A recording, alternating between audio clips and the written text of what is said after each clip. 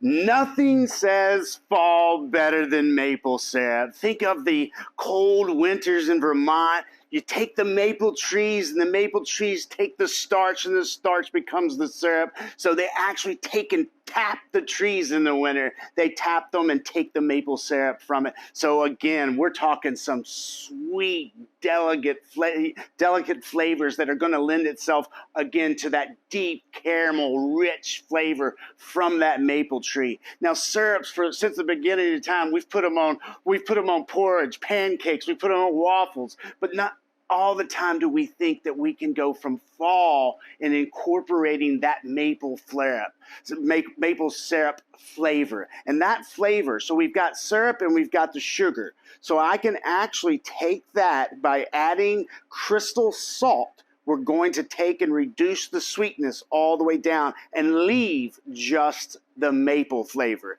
And then you take a little bit of acidity. So I would take some lemon and go in there. And again, the acidity takes away from the sweetness. Therefore, I can go in, and yes, you heard it here, with maple syrup into chilies. Because into chilies, we have the spice already. I have the cayenne. I have the chili powders. But the maple syrup lends it to a unique flavor that's at the end of your palate and bite.